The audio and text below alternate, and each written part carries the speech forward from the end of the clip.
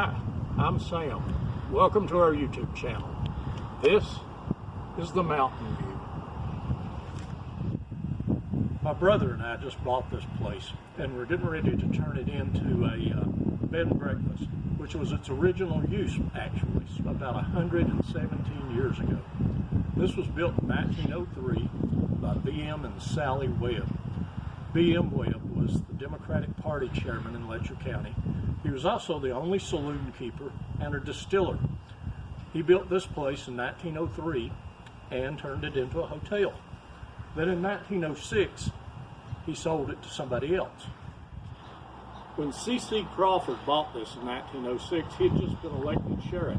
A couple of years later, he moved out and turned it over to a Fields family, Stephen Fields, I believe the name was, to turn this into a hotel again. And he did. This was the Mountain View Hotel, and it's the oldest hotel still standing in Whitesburg, Kentucky. It's also one of the 3 oldest buildings left in the town. The other 2 can be seen from here.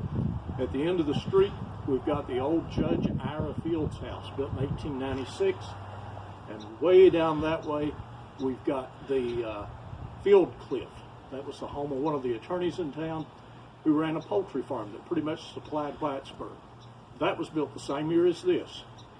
Just down the street, there's the old Presbyterian church, built in 1904 after the previous one burned in 1903. And every house on this street was built before the 1920s. When C.C. Crawford sold this in 1910, he sold it to S.T. Combs. Now, Combs was the county court clerk here, Combs was the circuit court clerk here in Letcher County, and he owned this for about 8 years. Again, it was a hotel, the Mountain View Hotel, when he owned it. When he sold it in 1918, he went downtown, bought a big lot downtown off of James A.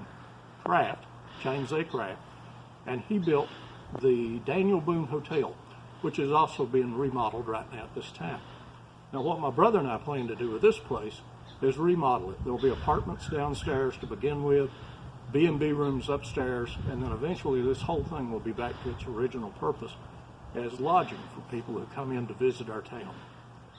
We're going to take you along for the ride as we do this. And you'll be able to see us do some of the renovation work to this. You'll see some of the historic architecture of this place and also around Whitesburg. And in the basement, you'll see how this was put together to last. This building is not going anywhere.